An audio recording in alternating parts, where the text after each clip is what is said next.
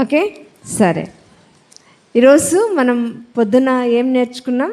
మనం ఏ పని చేస్తే ఆ ప్రతిఫలాన్ని పొందుతాం. మంచి పని చేస్తే మంచి ప్రతిఫలం, చెడు పని చేస్తే చెడు ప్రతిఫలం. ఎవరిని చూసాం? ఇద్దరిని మంచి ఫలం పొందినటువంటి ఇద్దరు స్త్రీలను చూసినాం. ఒకరు అబియా, ఇంకొకరు క్లోయే. ఒకరు అబియా, ఇంకొకరు క్లోయే. వెరీ గుడ్, చాలా బాగా వాక్యం విన్నారు. ఈరోజు ఇప్పుడు ఈ సెకండ్ సెషన్లో మనము ఇంకా ఇద్దరు స్త్రీలను నేర్చుకుందాం. ఒకరు ప్రతిఫలం పొందారు, ఒకరేమో ప్రతిఫలాన్ని పోగొట్టుకున్నారు. ఒకరు ప్రతిఫలాన్ని పొందారు, ఇంకొకరు ప్రతిఫలాన్ని పోగొట్టుకున్నారు. సామెతల గ్రంథము 12వ అధ్యాయము 4వ వచనంలో ఏముందంటే, యోగ్యురాలు తన పెనిమిటికి కిరీటము. యోగ్యురాలు తన పెనిమిటికి కిరీటము. ఎప్పటికీ కానీ గుర్తుపెట్టుకోండి, ఇక్కడ ఉన్న స్త్రీలందరూ, మరీ ముఖ్యంగా భార్యలైనటువంటి మీరు, మీ భర్తకు కిరీటము తెచ్చే విధంగా ఉండాలి. కానీ మీ వల్ల మీ భర్తలకు అవమానము ఎప్పుడూ కూడా కలగకూడదు. ఆ విషయాన్ని మనమందరం జ్ఞాపకం చేసుకోవాలి. పెళ్ళయ్యేటువంటి అమ్మాయిలు కూడా ఈ విషయాన్ని నేర్చుకోవాలి. మన పనుల ద్వారా మన కుటుంబము ఘనత తెచ్చే విధంగా ఉండాలి. ఎందుకంటే సామెతల గ్రంథం 31వ అధ్యాయంలో మనం చదివినాం కదా, ఏముంటుందంటే ఆమె పెనిమిటి ఏం చేస్తాడంట? ఆమెను పొగుడును. ఆమె పెనిమిటి ఏం చేస్తాడు? ఆమెను పొగుడును. అంతేకాకుండా ఆమె కుమారులు లేచి ఆమెను ధన్యురాలు అందరు. గుర్తుపెట్టుకోండి, ఒక స్త్రీ జీవితంలో ఎప్పుడు సార్థకత అనేది వస్తుంది అంటే, ఒక పరిపూర్ణమైన స్త్రీగా నీవెప్పుడు పిలువబడతావంటే, నీ భర్త నిన్ను పొగడాలి, నీ పిల్లలు నిన్ను పొగడాలి, వీరిద్దరికంటే నిన్ను సృష్టించిన దేవాది దేవుడు నిన్ను పొగడాలి. ఆ విధంగా ఎప్పుడైతే మనము జీవిస్తామో నిజంగా మన జీవితము ధన్యకరమైనదే. ఈరోజు మన సాక్ష్యం ఎలా ఉందో మనల్ని మనమే జ్ఞాపకం చేసుకోవాలి. అమ్మ, ఎవ్వరు మాట్లాడొద్దండి దయచేసి. ఒక అరగంటనే కొద్దిసేపు వాక్యాన్ని చక్కగా విందాం.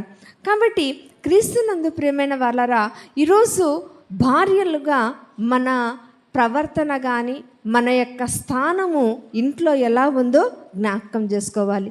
నేను పొద్దున చెప్పాను కదా, నేను కొంతమంది పిల్లల్ని తీసుకొని అడిగితే, ఈ టైంలో మీ అమ్మ ఏం చేస్తుందంటే టీవీ చూస్తుంది, ఈ టైంలో ఏం చేస్తుందంటే సినిమాలు చూస్తుంది. ఇలాంటి జవాబులు పొందేటువంటి తల్లులుగా చాలామంది ఉన్నారండి. కానీ ఈరోజు ఈ స్త్రీల కూడికకు వచ్చినటువంటి మన జీవితంలో కొద్దిగైనా మార్పు అనేది రావాలి. అందుకే మొదటి స్త్రీని చూద్దాం. లూకా సువార్త 17వ అధ్యాయము 32వ వచనాన్ని చూద్దాం. లూకా సువార్త 17వ అధ్యాయము 32వ వచనము. లోతు భార్యను జ్ఞాపకము చేసుకున్నాడు. చాలమ్మా, ఎవరిని జ్ఞాపకం చేసుకోవాలంట మనం ఈరోజు? అందరు చెప్పాలి, లోతు భార్యను జ్ఞాపకము చేసుకునుడి అని ఇక్కడ దేవుడు మనందరితో కూడా మాట్లాడుతున్నాడు. ఈ లోతు భార్య గురించి ఏం మాట్లాడదండి. ఈ లోతు భార్య గురించి మనం ఆలోచించినట్లయితే మనకందరికీ తెలుసు, అబ్రహాము గారి అన్న కుమారుడు లోతు. అయితే దేవుడు ఎప్పుడైతే వాగ్దాన భూమికి చేరుస్తానని అబ్రహామును బయలుదేరమన్నాడో, అబ్రహాముతో పాటు లోతు, ఆయన భార్య, ఆయన పిల్లలు, ఆయనకు చెందినటువంటి పశువులు, పనిచేసే వాళ్ళు అందరూ కూడా బయలుదేరారు. చాలా బాగుంది ప్రయాణం. దేవుడు ఎక్కడికి వెళ్ళమంటే అక్కడికి వెళ్తున్నారు. చక్కని సహవాసంలో ఈ భార్య భర్త ఇద్దరు కుమార్తెలు ఉన్నారు. అయితే ఒకరోజు ఏమైంది? వారి పని వారికి, లోతు పని వారికి ఒక గొడవ మొదలైంది. ఆ గొడవ వల్ల అబ్రహాము ఏమన్నాడు? లోతు, నువ్వు ఏదైనా సరే ప్రాంతాన్ని నువ్వు కోరుకో, ఆ ప్రాంతానికి వెళ్ళి జీవించు, మిగిలిన ప్రాంతంలో నేను జీవిస్తాను అని ఒక మాట చెప్పినప్పుడు, ఇక్కడ గమనించండి, లోతు ఏమంటున్నాడో తెలుసా? చుట్టూ చూశాడు. చూస్తే పచ్చగా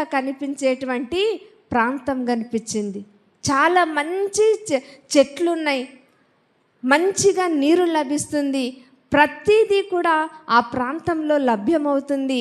అది చూడడానికి ఏదేను తోటలాగా ఉంది అనుకొని లోతు ఏం చేశాడు, ఆ ప్రాంతాన్ని కోరుకున్నాడు. ఆ ప్రాంతం పేరే సొదొమ గొమొర్రా. ఆ ప్రాంతం పేరే సొదొమ గొమొర్రా. అయితే ఆ ప్రాంతానికి భార్య, 2 కుమార్తెలతో వెళ్ళాడు. ఆ ప్రాంతంలో నివసిస్తున్నాడు. కానీ మనకందరికీ తెలిసిన విషయం ఏంటంటే, లోతు ఒక్క క్షణం ఆలోచించి ఆ సొదొమ గొమొర్రా వైపు చూడకుండా, నీతోనే కలిసి ఉంటాను, నీతోనే సహవాసం చేస్తాను, నువ్వు నమ్ముకున్న దేవుణ్ణి నేను వెంబడిస్తాను అని చెప్పింటే ఒక రకంగా ఉండేది. కానీ అతను ఏం చూశాడు, పచ్చదనాన్ని చూస్తున్నాడు. అతను ఏం చూస్తున్నాడు, సంపద చూస్తున్నాడు. అక్కడ ఆహారానికి కొరత ఉండదు అని చూస్తున్నాడు. కానీ అక్కడ దేవుడు ఉన్నాడా లేదా అని ఏమాత్రం ఆలోచించలేదు. ఆ ప్రాంతంలో ఏముంది, ఆ ప్రాంతంలో భయంకరమైన అల్లరితో కూడిన ఆటపాటలున్నాయి. ఆ ప్రాంతంలో జారత్వం ఉంది. ఆ ప్రాంతంలో ఎక్కడ చూసినా కూడా పాపమే ఉంది. అక్కడికి వెళ్ళాడు, అక్కడే సెటిల్ అయిపోయాడండి. అక్కడే సెటిల్ అయిపోయినాడు. అక్కడ అబ్రహామేమో మొరపెడుతున్నాడు దేవునికి, ప్రభువా లోతును ఆయన కుటుంబాన్ని కాపాడు అని. సరే, అబ్రహాము కోసము లోతు కుటుంబాన్ని త్వరపెట్టి దేవుని అక్కడ చదవండి. తర్వాత దేవుని యొక్క దూత వారి చేతిని పట్టుకొని బయటకు లాక్కొని వస్తున్నాడు.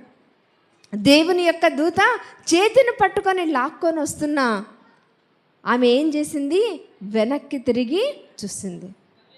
దేవుడు చాలా స్పష్టంగా చెప్పాడు. ఏమని చెప్పాడు, మీరు వెనక్కి తిరిగి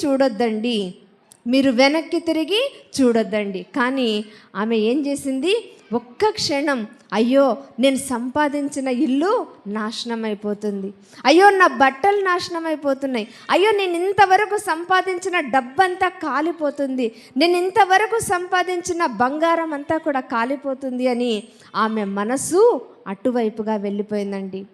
క్రీస్తునందు ప్రియమైన వాళ్ళారా, మీకందరికీ తెలుసు, ఆమె ఉప్పు స్తంభంగా మారిపోయింది. ఈరోజు ఎందుకు దేవుడు లోతు భార్యను జ్ఞాపకం చేసుకొనుడి అని మనందరితో కూడా మాట్లాడుతున్నాడు అంటే, మనలో కూడా చాలామంది లోతు భార్యలు లాంటి వాళ్ళే ఉన్నాం. దేవుడేమో ఈ నశించిపోయేటువంటి లోకం నుంచి వేరుపడాలని వాక్యం అనేటువంటి తన చేతితో మిమ్మల్ని పట్టుకొని లాగుతుంటే మనం ఏం చేస్తున్నాము, ఇంకా వెనక్కి చూస్తున్నాం. ఇంకా ఏదో దొరుకుతుంది వెనకాల కదా. మనము కూడా లోతులాగా ఏం చేస్తున్నామంటే పచ్చదనాన్ని కోరుకుంటున్నాం, కానీ అందులో ఉన్నటువంటి పాపాన్ని చూడలేకపోతున్నాం.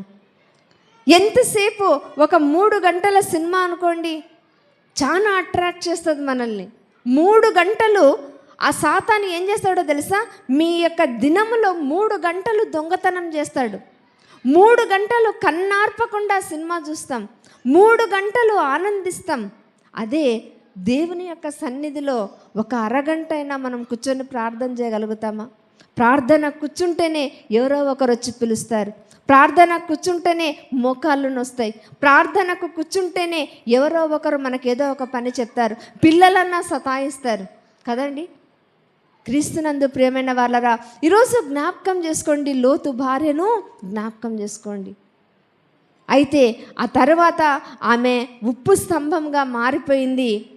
లోతు మాత్రం తన 2 కుమార్తెలను తీసుకొని ముందుకెళ్తున్నాడు. దేవుడు ఏం చెప్తున్నాడంటే, మీరు ఆ దగ్గరలో ఉన్న పర్వతానికి పారిపోండి అని చెప్పాడు. ఎక్కడికి? పర్వతానికి. కానీ లోతు ఏమడుగుతున్నాడో తెలుసా, అయ్యా ఇప్పుడు ఆ పర్వతాన్ని ఎక్కేంత ఓపిక నాకు లేదయ్యా, పక్కలో ఉన్న ఊరికి పోతాను. అయినా సరే దేవుడు సరే అన్నాడు. ప్రతి చోట అవిధేయత. దేవుడు చెప్పిన ఏ మాట కూడా మనిషి వినడండి. దాని పర్యవసానం ఏమైపోయింది, ఆ 2 కుమార్తెలు తన తండ్రికి బాగా తాగిచ్చి తండ్రితో పాపం చేశారు. తండ్రితో పాపం చేయడం వల్ల 2 పిల్లలు పుట్టారు. పెద్ద కుమార్తెకేమో మోయాబు, రెండవ కుమార్తెకేమో బెన్నోమి. ఈ 2 కుమారులు పుట్టారు. దేవునికి చాలా కోపం వచ్చింది. దేవునికి ఇలాంటి అక్రమ సంబంధాలు దేవునికి ఇష్టం లేదండి. దేవునికి తను చెప్పిన మాట విని ఉంటే దేవుడు ఇంకొక రకంగా ఆశీర్వదించేవాడేమో, కానీ దేవునికి నచ్చలేదు. అందుకే తరతరాలుగా మోయాబు వంశాన్ని దేవుడు అసహ్యించుకుంటూనే వచ్చాడు. ప్రతి చోట మీరు చూడండి, బైబిల్లో చదివితే మోయాబుకు సంబంధించిన ప్రతి ఒక్కరిని చంపేయమంటాడు. దేవునికి ఎంత కోపం అంటే మోయాబీలకు సంబంధించిన పశువులను కూడా చంపేయండి అని అంటాడు దేవుడు. క్రీస్తునందు ప్రియమైన వారారా, మన దేవుడు పాపమును అసహ్యించుకునేవాడు, మన దేవుడు అవిధేయులను తిరస్కరించేవాడు అని జ్ఞాపకం చేసుకోవాలి. ఈరోజు ఇంకొక రకంగా కూడా మనం ఆలోచించాలంటే, అదే తల్లిగిన కుమార్తెలతో పాటు ఉన్నంటే ఆ పాపం జరగనిచ్చేదా? ఆ పాపం జరగనిచ్చేదా? జరగనివ్వదు. కానీ తల్లి మాత్రం లోకం వైపు చూసింది, ఇంకొక వైపు కుమార్తెలు చెడిపోవడానికి కారణమైంది. తన కుటుంబం అంతా కూడా నాశనం అయిపోయిందండి. నిజానికి నీతిమంతుడైనటువంటి లోతు అని పిలిచిన దేవుడు ఆ కుటుంబమే, ఆ వంశమే భూమి మీద లేకుండా అయిపోయింది. క్రీస్తునందు ప్రియమైన వాళ్ళరా, మన పిల్లలు ఆశీర్వదింపబడాలంటే, మన కుటుంబాలు ఆశీర్వదింపబడాలంటే తల్లిగా నీ బాధ్యతని ఎప్పటికీ కూడా మర్చిపోవద్దు. నువ్వెప్పుడైతే బలమైన వ్యక్తిగా నువ్వు నిలబడతావో, నీ భర్తకు నువ్వు చక్కని అండగా ఉండాలి, నీ పిల్లలకు మంచి సలహాలు ఇచ్చే తల్లిగా ఉండాలి. ఎప్పుడైతే అలా ఉంటావో ఆ కుటుంబం ఖచ్చితంగా ఆశీర్వదింపబడుతుంది. ఈరోజు కుటుంబాలు ఆశీర్వదింపబడకపోవడానికి కారణం ఏంటంటే, నీవు బలహీనంగా ఉన్నావు, ఆత్మీయంగా బలహీనంగా ఉన్నావు కాబట్టి నీవు నీ కుటుంబాన్ని కట్టుకోలేకపోతున్నావు. క్రీస్తునందు ప్రియమైన వాళ్ళరా, ఈరోజు ఇక్కడ ఉన్న మిమ్మల్ని అందరినీ కూడా అడుగుతున్నాను, ఎంతమంది భర్తలు తాగుబోతులుగా ఉన్నారు? మీకు తెలియదా మీ భర్తలు తాగుతారని? తెలీదా? మీ భర్తలు తప్పు చేస్తారని మీకు తెలియదా? చెప్పండి. మీ పిల్లలు కూడా మీ మాట వినడం లేదు, అది మీకు తెలుసా? దానికి కారణం ఎవరు? మీరే. దానికి కారణం ఎవరు? మీరే. కాబట్టి ఈరోజు మీరు ఎంత బలహీనంగా ఉంటే మన కుటుంబం అంత బలహీనంగా ఉంటుంది. ఇక్కడ లోతు భార్య బలహీనురాలు ఆత్మీయంగా, అందుకే తన బిడ్డలు తప్పు చేయడానికి కారణమైంది. దానివల్ల లోతు వంశమే భూమి మీద లేకుండా పోయింది. చాలా సంవత్సరాలు దేవుడు మోయాబీయులంటే అసహ్యించుకున్నాడు. ఎందుకంటే వాళ్ళు దేవునికి అవిధేయులుగా జీవించారు. దేవుడు చెప్పిన పని చేయలేదు. మీరు ముందుకెళ్ళండి, వెనక్కి చూడొద్దండి అంటే ఏం చేస్తున్నారు వాళ్ళు? ఆమె ఏం చేసింది? వెనక్కి చూసింది. ఎవరైతే తమ పాపపు జీవితాన్ని వదిలిపెట్టి ముందుకు వెళ్తారో దేవుడు ఖచ్చితంగా ఆశీర్వదిస్తాడు. పౌలు అంతగా ఆశీర్వదింపబడడానికి కారణం ఏంటి? కొలసీలకు రాసిన పత్రికలు అంటాడు కదా, ఏమంటాడు? వెనుక ఉన్నటి మరిచి ముందున్న వాటి కొరకు వేగిరపడుడి. క్రీస్తునందు ప్రియమైన వాళ్ళరా, ఈరోజు స్త్రీలుగా మనము మన కుటుంబాన్ని బలపరుచుకోవాలంటే అది నీ చేతుల్లోనే ఉంది.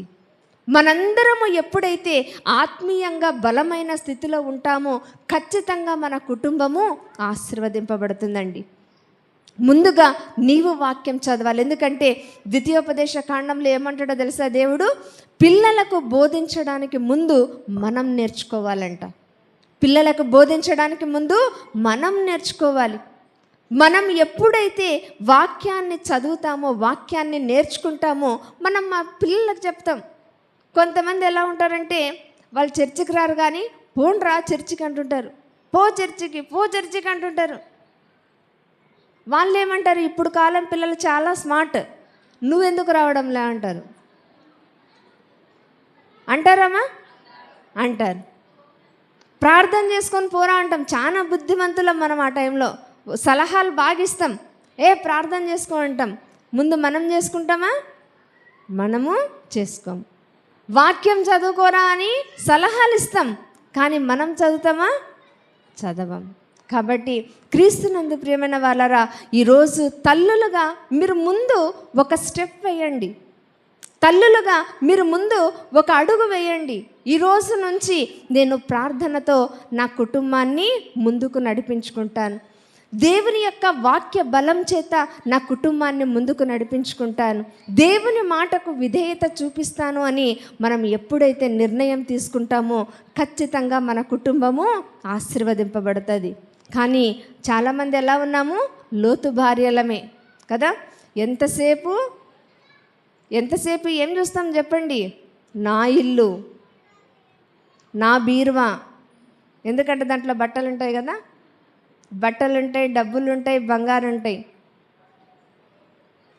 ఎంతసేపు నాది నాది నాది. మనకు లోతు భార్యకు తేడా లేదండి. మనమేమో నిజంగా అబ్బాయి ఎందుకు చేసిందో ఆమె ఆ తప్పు కదా, ఉప్పు స్తంభం అయిపోయింది అని మనం బల తిట్టుకుంటాం. కానీ మనలో లోతు భార్య లాంటి వాళ్ళము చాలామంది ఉన్నాం. దేవుడు ఒక్కసారి నిజంగా కోపంగా మనల్ని చూసినాడు అనుకో, ప్రపంచంలో ఉన్న స్త్రీలందరూ ఉప్పు స్తంభాలే. ప్రపంచంలో ఉన్న స్త్రీలందరూ ఉప్పు స్తంభాలు అయిపోతారు. ఎందుకంటే ఆమె ఒక్కసారి చూస్తేనే దేవుని కోపం వచ్చి ఉప్పు స్తంభం అయిపోయింది. మనం ఎన్నోసార్లు దేవునికి అవిధేయులుగా జీవిస్తున్నాం. ఎన్నోసార్లు వాక్యాన్ని వింటున్నాం, కానీ వాక్యానికి విధేయత చూపించడం లేదండి. క్రీస్తునందు ప్రియమైన వాళ్ళరా, ఈరోజు లోతు భార్య లాంటి మనస్తత్వము మనలో ఉందేమో జ్ఞాపకం చేసుకోవాలి. తల్లి బాగుంటే పిల్లలు బాగుంటారు, తల్లి బాగుంటే పిల్లలు బాగుంటారు, భార్య బాగుంటే భర్త బాగుంటాడు. ఆ రోజు లోతు భార్య బాగలేదు. లోతు భార్య లోకం వైపు చూసింది. అందుకే లోతు ఏం చేశాడు? ఎంత తాపితే అంత తాగేశాడు. తాగిన మైకంలో తను చేస్తున్న తప్పు కూడా గుర్తెరగని స్థితిలోకి ఆయన వెళ్ళిపోయాడండి. క్రీస్తునందు ప్రియమైన వాళ్ళరా, కాబట్టి ఈరోజు జ్ఞాపకం చేసుకోండి, భార్యగా నీవు ఆత్మీయంగా బలంగా ఉన్నప్పుడే నీ భర్త బలంగా ఉంటాడు, నీ పిల్లలు కూడా బలంగా ఉంటారు. బలంగా అంటే లావుగా ఉండడం కాదు, బలంగా అంటే లావుగా ఉండడం కాదు. కుటుంబాన్ని చక్కబరుచుకునే వారిగా మనమందరం కూడా ఉంటాం. ఈరోజు మనల్ని మనం జ్ఞాపకం చేసుకుందాం. ఎంతమంది లోతు భార్యల్లాగా ఉన్నాం. చాలామంది ఉంటారు కదా, ఎవరన్నా ఇట్లా పోతే బాగా వాక్యం వింటుంటారు, ఇట్లా పోయినారనుకో మెడలు తిరుగుతూనే ఉంటాయి కదా. కానీ అలా ఉండకూడదు. దేవుని మాటకు మనం ఎప్పటికీ కూడా అవిధేయులుగా జీవించకూడదు. కాబట్టి ఈ రెండో స్త్రీని చూద్దాం. మొదటి స్త్రీ ఎవరు? ఇప్పుడు మధ్యాహ్నము ఎవరమ్మా? లోతు భార్య. రెండవ స్త్రీని నేను చూపించి ముగిచ్చేస్తాను. అపోస్తుల కార్యములు 24వ అధ్యాయము 24 నుంచి 27 గల వచనాలను చూద్దాం. కొన్ని దినములైన తరువాత ఫెలిక్సు యూదురాలైన ద్రుసిల్లా అను తన భార్యతో కూడా వచ్చి పౌలును పిలిపించి క్రీస్తు యేసునందలి విశ్వాసమును గూర్చి అతడు బోధింపగా వినెను.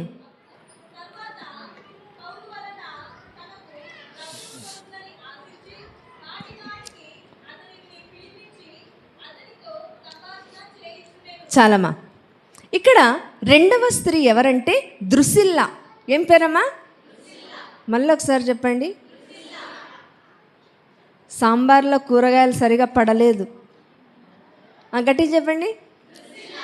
మొదటి స్త్రీ పొద్దున ఎవరు? రెండవ స్త్రీ క్లోయే. Very good. మధ్యాహ్నం ఫస్ట్ స్త్రీ లోతు భార్య. ఇప్పుడు రెండవ స్త్రీ ద్రుసిల్లా. చెప్పండి, అందరు చెప్పండి అమ్మా. Very good. ఈ ద్రుసిల్లా అనేటువంటి స్త్రీ గురించి మనం కొన్ని విషయాలు నేర్చుకుందాం. ఈ ద్రుసిల్లా ఎవరు అంటే, ఈమె ఒక యూదురాలు. యూదులు అంటే దేవుని బిడ్డలు. యూదులు అంటే దేవుని బిడ్డలు. ఈమె యూదా వంశానికి చెందినటువంటి ఒక స్త్రీ. అందులోనూ ఈమె ఎవరి వంశం నుంచి వచ్చింది అంటే హేరోదు మహారాజు వంశం. హేరోదు మహారాజు అంటే ఎవరు? యేసుక్రీస్తు పుట్టినప్పుడు చంపాలని చూసినాడు కదా ఒక మహారాజు, ఆయన పేరు హేరోదు మహారాజు.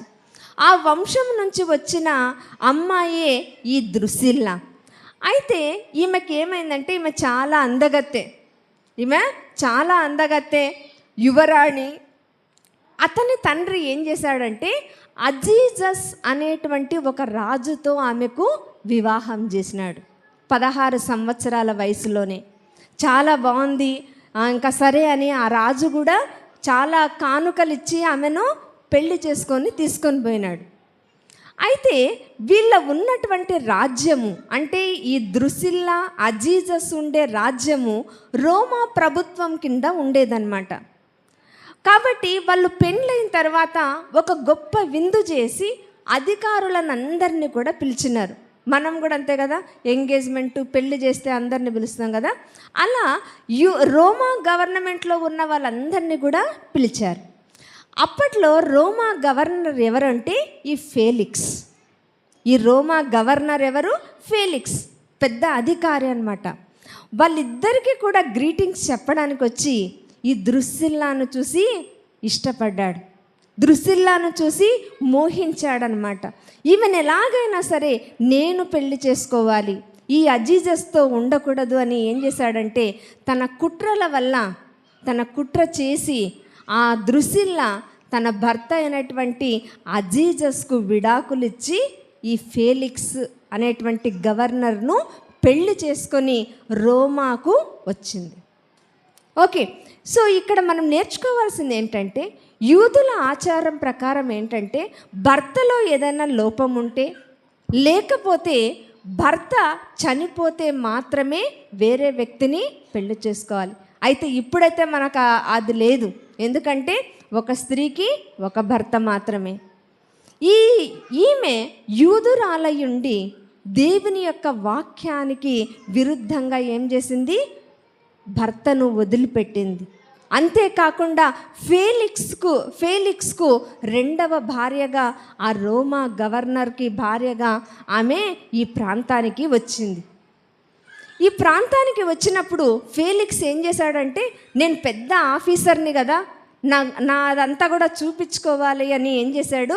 ద్రుసిల్లాను పక్కన కూర్చోబెట్టుకొని పౌలును పిలిపించాడు. ఎప్పుడైతే పౌలును పిలిపించాడో 25వ వచనంలో అప్పుడు అతడు దేని గురించి చెప్తున్నాడు అంటే నీతిని గురించి చెప్తున్నాడు. నీతి అంటే ఏంటి, తర్వాత ఆశా నిగ్రహమును గురించి చెప్తున్నాడు, ఇంకా రాబో విమర్శ దినం గురించి చెప్తున్నాడు. ఇవన్నీ చెప్తుంటే ఫేలిక్స్కు ద్రుసిల్లాకు భయం వేసింది.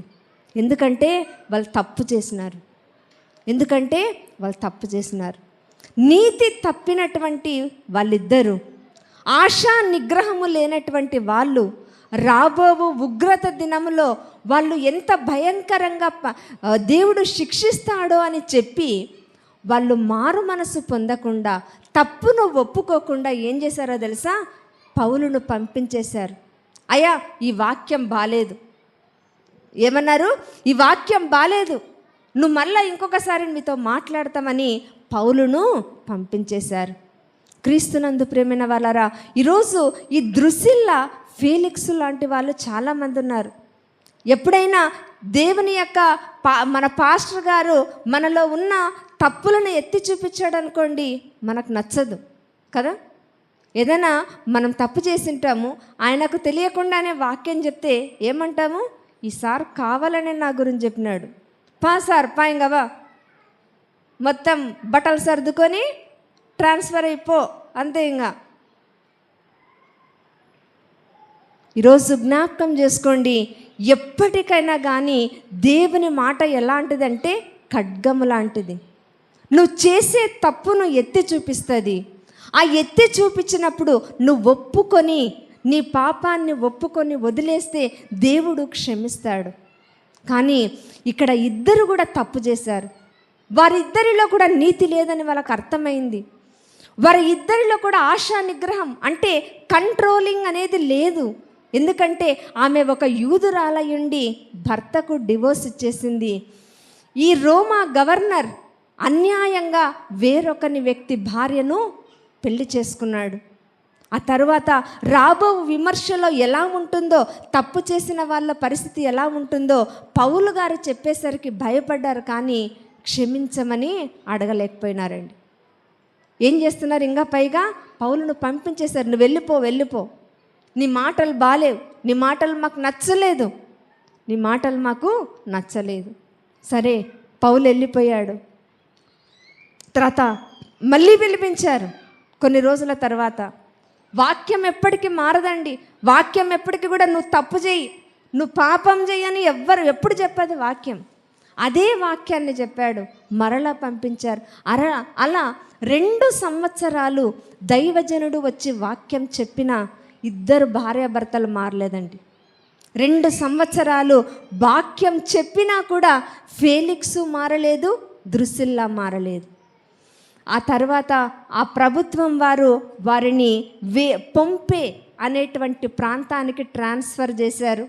అక్కడ వెళ్ళినటువంటి 5 నెలలకు అక్కడ ఉన్నటువంటి అగ్నిపర్వతం బ్రద్దలయ్యి ఆ పొంపే ప్రాంతంలో ఉన్న వారి మీద ఆ అగ్ని అనేది లావా అంతా కూడా కప్పేసి ఆ అగ్ని పర్వతం ప్రమాదంలో ఈమె భర్త, వాళ్ళకు పుట్టిన కుమారుడు 3 చనిపోయారండి. 3 చనిపోయారు. క్రీస్తునందు ప్రియమైన వాళ్ళరా, ఈరోజు జ్ఞాపకం చేసుకోండి, వాక్యం నీ దగ్గరకు వచ్చినప్పుడే నువ్వు మారాలి. దేవుడు నీతో మాట్లాడుతున్నప్పుడే నీ తప్పును ఒప్పుకోవాలి.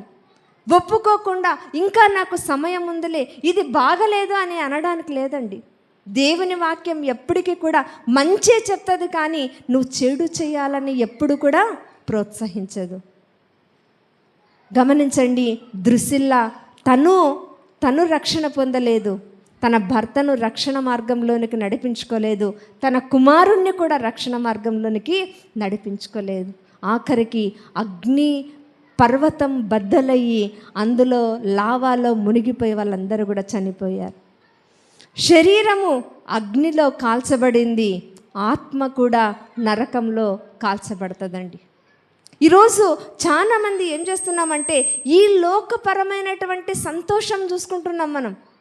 ఈ లోకపరమైన సంతోషం అది నేను చెప్పకూడదు, కానీ ఆ తప్పు ఏదో మీరే చేస్తున్నారు. లోక ఆకర్షణలకు లోనవుతున్నారు. వాళ్ళు నన్ను చూస్తున్నారు, వీళ్ళు నన్ను చూస్తున్నారని కుటుంబాలను నాశనం చేసుకునే స్త్రీలు చాలామంది ఉన్నారండి. క్రీస్తునందు ప్రియమైన వాళ్ళారా, ఈరోజు జ్ఞాపకం చేసుకోండి, ఫేలిక్స్ జీవితంలో 2 సంవత్సరాలు దేవుడు వాక్యం ద్వారా దాసుని పంపించాడు. ద్రుసిల్లాకు కూడా వాక్యము 2 సంవత్సరాలు వినిపించబడింది, కానీ మారలేదు. ఈరోజు కూడా చాలామంది ప్రపంచవ్యాప్తంగా చాలా వాక్యాలు వింటున్నాం. ఈరోజు కూడా నీకు అవకాశం వచ్చింది, దేవుడు నీతో మాట్లాడుతున్నాడు. ఆనాడు పౌలు మాట్లాడుతుంటే ద్రుసిల్లా వినలేదు. ఈరోజు దైవజనులు మాట్లాడుతున్న చాలామంది విశ్వాసులు వినడం లేదు. విన్నట్టు యాక్షన్ చేస్తున్నారంతే, నటిస్తున్నారంతే. ఇక్కడ మాత్రమే వింటున్నారు, ఇక్కడ మాత్రమే అవును ప్రవ్వా అంటారు, కానీ బయటికి పోయిన తర్వాత మరలా లోతు భార్యలే, మరలా దృశ్యిల్లాలే. కానీ జ్ఞాపకం చేసుకోండి, సమయము ఉండగానే నీ జీవితాన్ని చక్కబెట్టుకోవాలి. ద్రుసిల్లా అందగత్తె, యువరాణి, తర్వాత రోమా గవర్నర్ భార్య, ఎన్ని ఉన్నా రక్షణ లేదండి.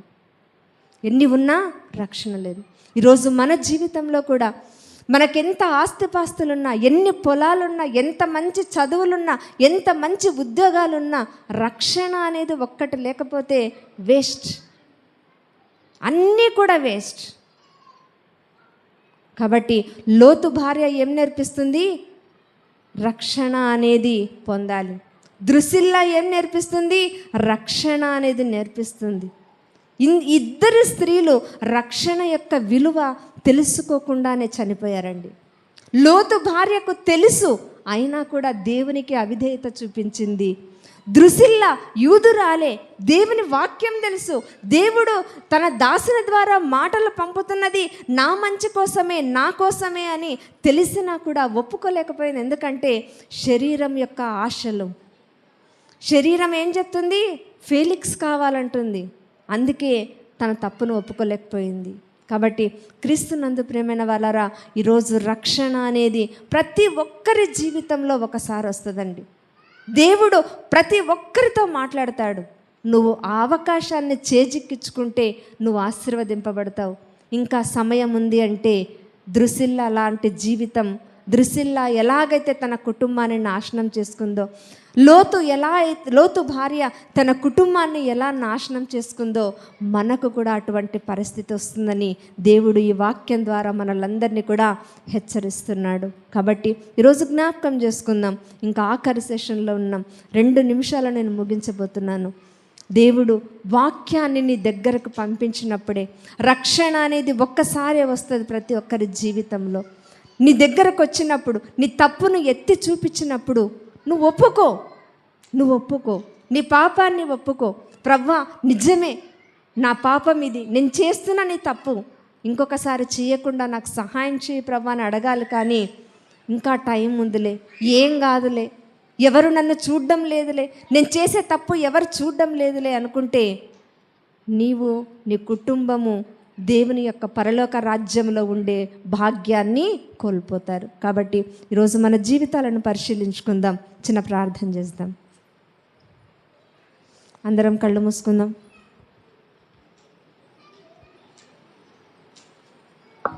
అందరం ఒకసారి లేచి నిలబడదామా?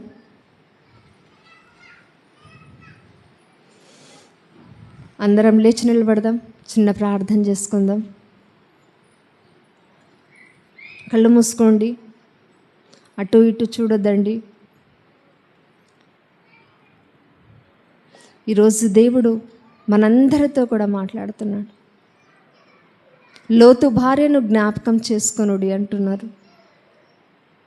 ఒక నీతిమంతునికి భార్య అయ్యుండి పాపముతో కూడిన సొదొమ గొమొర్రా ప్రాంతాన్ని వాళ్ళు ఎంచుకున్నారు.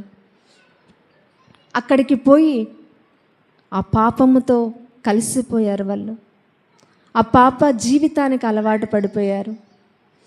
అల్లరితో కూడిన ఆటపాటలకు వాళ్ళు అలవాటైపోయారు. దేవునికి అయిష్టమైన కార్యాలు చేసేవారిగా ఉన్నారు. అయినప్పటికీ అబ్రహాము యొక్క ప్రార్థన వల్ల దేవుడు తన దూతలను పంపి వారి చేతులు పట్టుకొని బయటికి తీసుకొస్తున్నాడు. వెనక్కి తిరిగి చూడొద్దండి అని అన్నా వారి జీవితాలు దేవుని చేతిలో ఉన్నాయి. కానీ మర్చిపోయింది లోతు భార్య. వెనక్కి చూసింది, ఉప్పు స్తంభంగా మారిపోయింది. ఈ రోజుకు కూడా లోతు భార్యను జ్ఞాపకం చేసుకొనుడి అని దేవుడు మనల్ని హెచ్చరిస్తున్నాడు. ఒకవేళ మనలో కూడా లోతు భార్య లాంటి అవిధేయత, అటువంటి స్వభావము మనలో ఉందేమో జ్ఞాపకం చేసుకోండి. లోతు భార్య ఆత్మీయంగా బలహీనంగా ఉంది కాబట్టే కుమార్తెలు పాపం చేశారు, భర్త పాపం చేశాడు. మోయాబీల లాంటి శపితమైన వంశానికి వారసులయ్యారు వాళ్ళు. అమ్మా, ఈరోజు నీ కుటుంబం అలా శపింపబడకూడదు అంటే నువ్వు ఆత్మీయంగా బలంగా ఉండాలి. నువ్వు ఆత్మీయంగా బలంగా ఉంటే పడిపోతున్న నీ భర్తను పట్టుకోగలవు, పడిపోతున్న నీ పిల్లలను సరి చేసుకోగలవు. నువ్వే బలహీనంగా ఉంటే నీ కుటుంబం అంతా కూడా పడిపోతుందమ్మా. లోతు భార్యను జ్ఞాపకం చేసుకో, నీ జీవితాన్ని సరి చేసుకో. ఈరోజు దేవుణ్ణి అడుగు. అదేవిధంగా ద్రుసిల్లా ఒక యూదురాలు, అందమైన స్త్రీ, దేవుడు అన్నీ ఇచ్చాడు. కానీ లోక ఆకర్షణలు, శరీర ఆశకు లొంగిపోయింది. ఫేలిక్స్ను ఇష్టపడింది, భర్తను వదిలేసింది, పాప జీవితంలోనికి వెళ్ళిపోయింది. పౌలు 2 సంవత్సరాలు హెచ్చరించిన, వాక్యం ద్వారా సరిచేయాలని చూసిన భార్యాభర్తలు ఒప్పుకోలేదమ్మా. వాళ్ళు భయపడిపోయారమ్మా. వారి జీవితం అగ్ని కీలల మధ్య వాళ్ళు నశించిపోయారు. ఈరోజు నీ కుటుంబం నాశనం అయిపోతుందా? జ్ఞాపకం చేసుకో.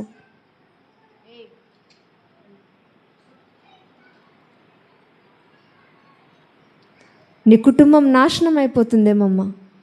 నీ భర్త నశించిపోతున్నాడు, నీ పిల్లలు తప్పు మార్గంలో నడుస్తున్నారు. దానికి కారణం ఆత్మీయంగా నువ్వు బలంగా లేకపోవడమే. కాబట్టి ఈరోజు దేవుని సన్నిధిలో అడుగు.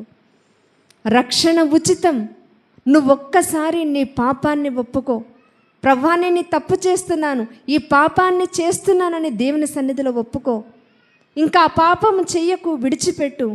దేవుడు ఖచ్చితంగా నిన్ను ఆశీర్వదిస్తాడు. ఈరోజు ఒక చిన్న తీర్మానం చేసుకుందామా? ఈరోజు యేసయ్యకు ఒక మాట చేద్దాం. యేసయ్య, నీతో నడుస్తానయ్యా. యేసయ్య, నీతో కలిసి జీవిస్తానయ్యా. నా జీవితంలో ఇదే చిన్న ఆశయాన్ని యేసయ్యతో పాడదాం. యేసయ్య, నీకు స్తోత్రం. నీతో నేను నడవాలని, నీతో కలిసి ఉండాలని, నీతో నేను నడవాలని, నీతో కలిసి ఉండాలని ఆశయా, చిన్న ఆశయా, ఓ యేసయ్యా, నీవే తీర్చాలయ్యా. ఆశయా, చిన్న ఆశయా, ఓ యేసయ్యా, నీవే తీర్చాలయ్యా.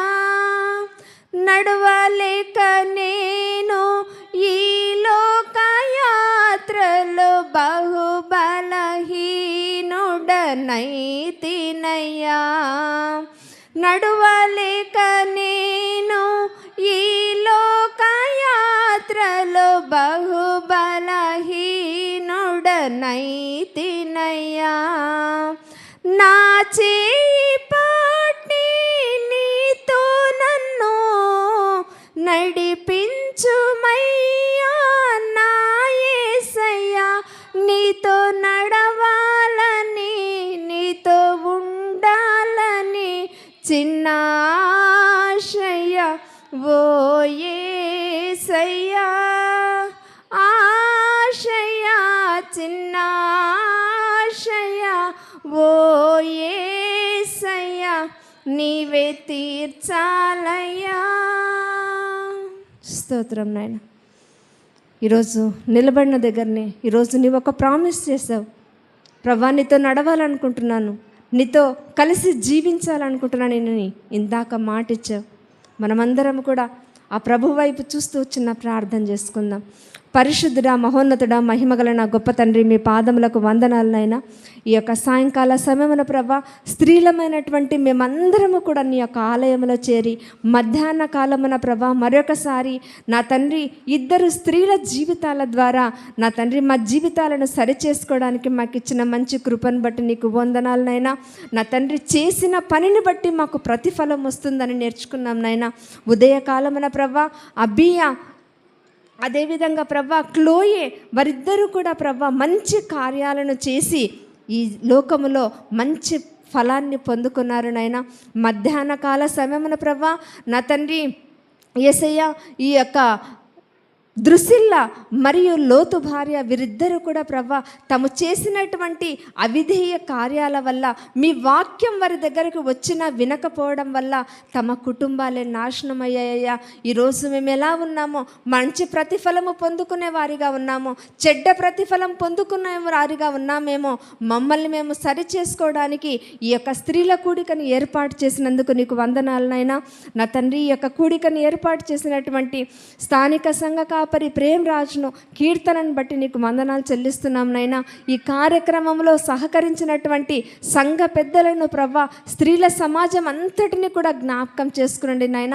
మధ్యాహ్న భోజనం స్పాన్సర్ చేసినటువంటి కుటుంబాన్ని దీవించండి నాయన. నా తండ్రి, ఇందులో చెయ్యి వేసినటువంటి ప్రతి ఒక్కరిని నీ చేతులకు అప్పగిస్తున్నాం. మీ మెండైన దీవెనలతో ఆశీర్వాదముల చేత నింపి నా తండ్రి నీ రాకడ వచ్చేంత వరకు మేమందరం కూడా మీకు నమ్మకంగా జీవించే కృపను దయచేయమని నజరేయుడైన శక్తి గల యేసు నామమున ప్రార్థిస్తున్నాము తండ్రి. ఆమేన్. Thank you.